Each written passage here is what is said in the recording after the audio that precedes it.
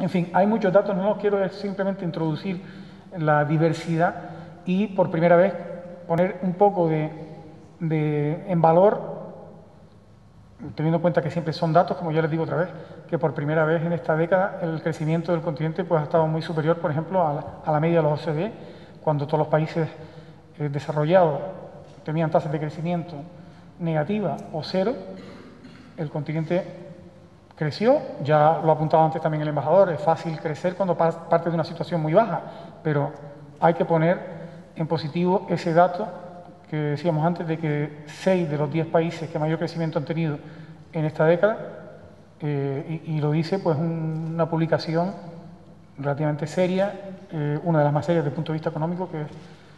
de divulgación, que puede ser el The Economist. La crisis impactó muy fuerte en el continente, por supuesto, todas las grandes instituciones, empezando las africanas, el Banco Africano de Desarrollo, UNECA, la propia Unión Africana, que ha resistido mejor la crisis de lo esperado, pero siempre la crisis afecta a los más vulnerables de una manera más brutal. Pero básicamente yo quería incidirles que cómo afectó en números, en el comercio, en la inversión y en las remesas, y cómo se ha recuperado de una manera muy rápida, mucho más rápida que los países desarrollados, por supuesto, porque tiene más recorrido. El primer impacto en el comercio fue brutal. En África no llegó a ser una crisis financiera como nosotros conocimos en un inicio, sino fue rápidamente comercial y cayeron las exportaciones un 30% en el continente. Y bueno, ya rápidamente crecieron en 2010, se han recuperado muy rápido, están prácticamente al mismo nivel de cuantitativo que antes de la crisis. Las economías más afectadas eran las más integradas en la economía mundial. Y bueno, también hubo un valor, una pérdida importante en valor de las top empresas africanas, las top 20 africanas, que su valor en bolsa cayó a la mitad. Es decir, que el impacto de la crisis, aunque aguantaron mejor, fue un impacto muy fuerte que implicó al final, según distintas estimaciones, pues que muchos millones de personas más, a pesar de esa tasa de crecimiento que iba todo en una tendencia muy positiva, se incorporaran a esa fatídica límite que es estar por debajo del umbral de pobreza. Concretamente el Banco Africano de Desarrollo estimaba 50 millones más de personas. Las inversiones habían llegado por primera vez, la inversión directa, a ser superior a la ayuda oficial de desarrollo. Es verdad que mayoritariamente concentrada en sectores extractivos. Por ejemplo, de toda la inversión que iba a África subsahariana, que en ese momento eran de 30.000 millones de dólares, el 80% era Nigeria, y de lo que iba a Nigeria, el 80% era en petróleo. Quiero decir que también son datos aparentemente positivos, pero que al final no van a donde realmente África o el continente en general necesita, que es en economía, en sectores que generen más empleo, que contribuyan a diversificar su economía y a garantizar por lo menos la seguridad alimentaria, como hablábamos antes. Principalmente están orientadas todavía a sectores extractivos, con lo que eso pueda tener de negativo. Las remesas también es otro renglón que impactó fuertemente en el continente, menos de lo que a priori se pensaba, pero fíjense que son cifras muy importantes y que además se distribuyen de una manera que llega directamente en apoyo de la economía doméstica. 40.000 millones de dólares pues es un montón de dinero.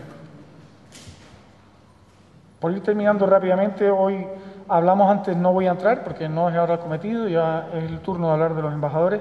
pero de los nuevos actores en China hay muchas nuevas publicaciones. Esta ya está traducida, es muy divulgativa, son dos periodistas, Céline Michel y Michel Beret, que hablan sobre la presencia de China en África, no solamente por intereses económicos, también políticos. Ya el apoyo a Taiwán, pues ya solamente quedan 4 países, y a lo mejor son 3 ya los que siguen por la también presencia china, que principalmente está por motivos más económicos en esto que hablamos antes de necesidad de materia prima que requiere para su crecimiento. Y como también comentamos antes, pues mientras más actores entren, pues mejor a priori para los africanos. Quiero decir, ahí las nostalgias de Europa no tienen mucha cabida desde mi punto de vista. Aquí también les recogía el dato que les comentaba antes, cuando hicieron la pregunta de qué pasa con el comercio sur-sur, pues por primera vez es más importante ya que el que hay de la Unión Europea con África, y la presencia china se traduce en que han multiplicado por 10 sus exportaciones, por dar un dato,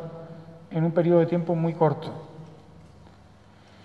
Los factores que se apuntan principales como de riesgo para que el continente, que repito, ha entrado otra vez con unas perspectivas muy positivas,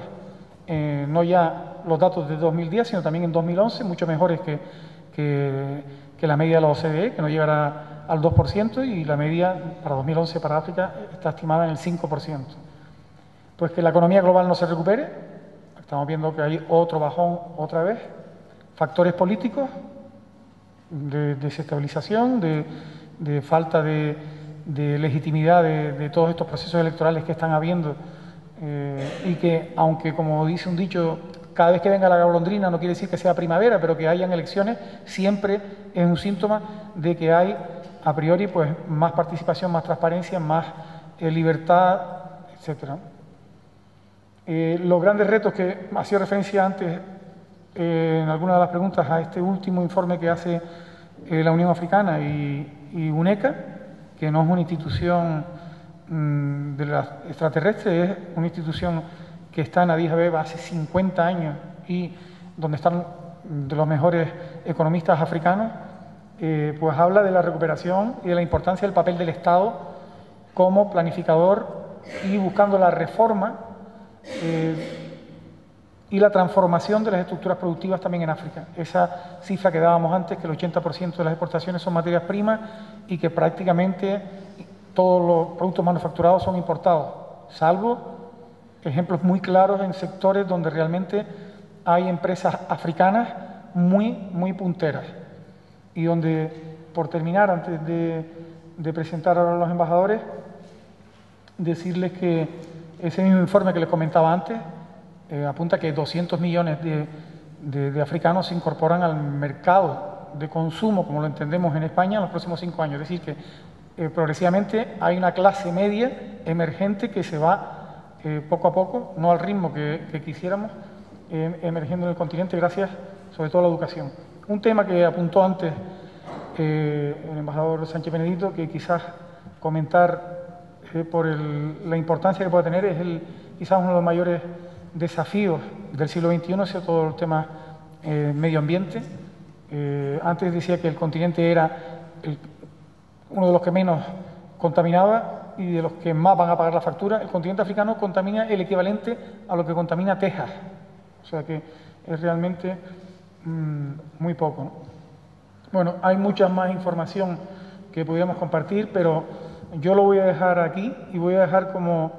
me decían los embajadores, un mapa con algún comentario, que bueno, que por poner algo, para que pueda apoyar la intervención de ellos. Y voy a pasar rápidamente, que ya tenemos también al último conferenciante que llegó. La sesión esta la van ahora a plantear los dos embajadores que van a intervenir. El embajador Kio, embajador de Ghana en España, van a hablar en inglés. Ellos van a hablar un poco más despacio de lo normal para que todos podamos entender. Y también, a continuación, ellos van a hablar un poco pues, de su país, el país que representa, el papel de Ghana en la Comunidad Económica de Estados de África Occidental. La CEDEAO es un papel muy importante como un modelo desde el punto de vista de transición democrática, pero también económica. Y después intervendrá el embajador Tayeldin de Sudán, al que le agradezco también que esté aquí. Y nada más, le dejo la palabra al embajador Kio.